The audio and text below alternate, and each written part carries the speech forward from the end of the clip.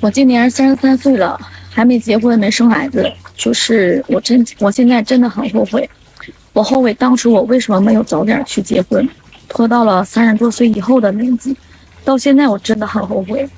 3岁之前也应该是结婚成家的最好的时候，但是现在已经快40多岁了。现在身边的人没有一个人喜欢我，只有我一个人孤孤单单的。就是生病了，说的难听一点，倒在家里都没有人看到你。按道理来说，应该有很多霸道总裁抢着追我才对呀。抢着追你？哎，你看我长得这么天生丽质，我就搞不明白了，像我这么一个漂亮的，为什么等到35年了还没有霸道总裁出现呢？人霸道总裁凭什么要追你啊？你是无脑小妹，电视剧看多了啊，得了公主病，你为什么让别人吃药啊？在中国，结婚时男方送女方的彩礼习俗流传已久，象征男方对婚姻的承诺与重视。在现代社会，对于一些情侣而言，彩礼只是走向婚姻的一道程序。他们婚姻家庭条件宽裕，婚姻双方观念契合，轻松跨过。但是呢，也有不少情侣在这道门槛前踌躇不前。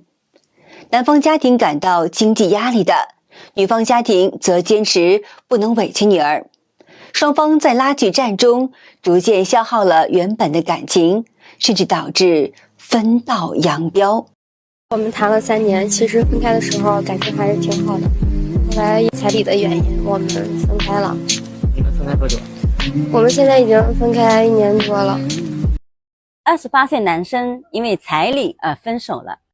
前天呢，咱们店里来了一个28岁的上海男生，他因为50万彩礼和谈了2年的外地女友分手了。这个男生是96年的上海本地人，在3甲医院里面当医生，有车有房，总的来说条件是非常不错的。他这个前女友呢，比他大2岁，今年30岁，来自天津，目前在做舞蹈老师，条件呢是一般。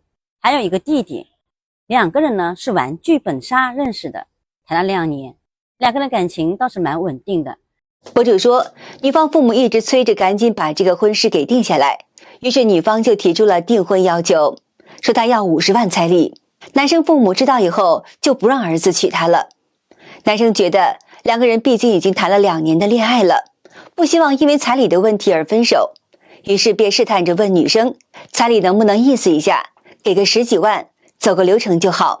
女生却拒绝了。她说，你根本就不爱我，我只是想知道自己在你心里到底有多重要。男生反复思考以后，向女生提出了分手。女生一开始还以为是他在赌气，没太当回事儿，结果男生整整1个星期都没有联系她。女生忍不住打电话过去，男生却冷冷的回应，我们已经分手了，以后就不要再联系了。女生非常后悔，主动向男生道歉，说彩礼10万元也可以，只要2个人能够继续走下去。男生沉默了许久，最终还是拒绝了。女生失声痛哭，满心懊悔，但是也无法挽回了。最近一些短剧真的是什么霸道总裁爱上绝经的我，霸道总裁爱上一贫如洗的我，霸道总裁爱上离婚带2娃的我，真的是霸道总裁是缺心眼儿吧？这些短剧看上去是有点搞笑讽刺啦，但是现实生活里面确实还是有一些女性是在做着这样的梦的。所以就道出了一个真相，就是甭管20岁还是50岁的女性，她的潜意识里面是慕强的。但是现实世界里面又有几个男性那么的优秀完美呢？有钱帅气还多金，最重要的是还爱咱爱的死去活来的。我是91年的，35虚岁了，大学本科学历，然后上海外企女白领，也不知道算不算什么传统意义上的优质大龄剩女。所谓的优质大龄剩女，你在生育价值面前一文不值，真的是40岁之前还能好生养，所以我想在40岁之前把自己嫁出去。现在呢，想找一个想找一个不抽烟、不喝酒、不家暴、不出轨，没有800个星野子。博主要求男方会做饭，孝敬父母，对老婆好，对孩子好。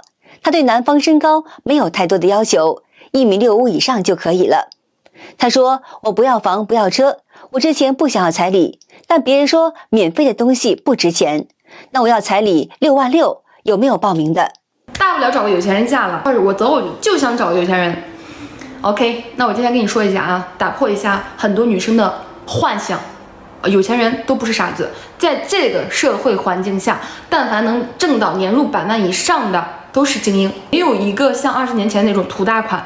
那土大款人家还想要高颜值的大美女呢，对吧 ？OK， 别人能跟我们提供经济价值，那我们能跟别人提供什么呢？这个底层逻辑大家应该知道吧？我们明明什么都很普通，我们想找有钱人，那简直痴人做梦，概率零蛋。女孩子结婚该不该要彩礼呢？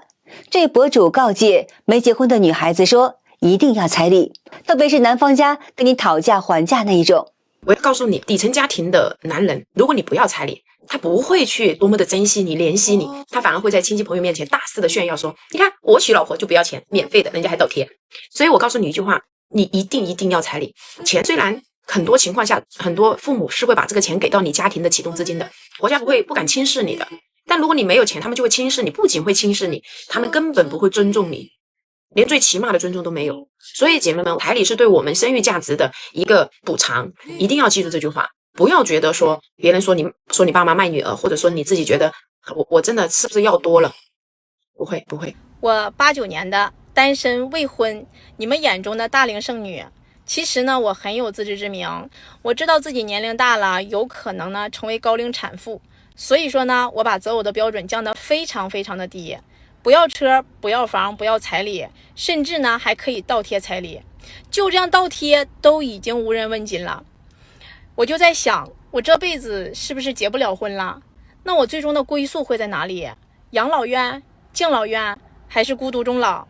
想到这儿，我就非常的后悔，为什么没有在年轻的时候结个婚，生2个娃？博主提醒年轻的女性，结婚一定趁早。男朋友他妈催我们结婚，但又不接受我们家彩礼。我和我男朋友谈了4年多，他妈呢就想要我们赶紧订婚，赶紧结婚，然后就打电话问我妈说我们家那边的彩礼多少。我妈就说我们家这边的彩礼普遍都是16到20以上，基本都是16的。他妈就说接受不了，我妈就说那就和他姐结婚那会一样，彩礼10万。然后黄金另外买行不行？他妈就还是不同意。我妈就问他妈，那你能接受什么范围的？他妈就说8万8，包含黄金和见面礼。那他这样子说的话，我们家肯定接受不了啊。但是呢，我妈也没有明着说接受不了，只是跟他说哦，我做不了主，我们家需要商量。博主钟大力分享说，经过一番讨价还价后，男方家最终同意给他12万元彩礼，其中包括黄金和见面礼。虽然彩礼谈妥了，但男友的母亲却非常强硬。他对儿子说，你今年必须把这个媳妇儿给娶回来，如果过年前还没有结婚，这12万元我绝不会给。这番话呢，不仅让男友压力倍增，也让女方的母亲感到忧心忡忡，担心女儿嫁过去日子会过得很辛苦。钟大力坦言，他甚至动过分手的念头，但是又舍不得男友，内心十分的纠结。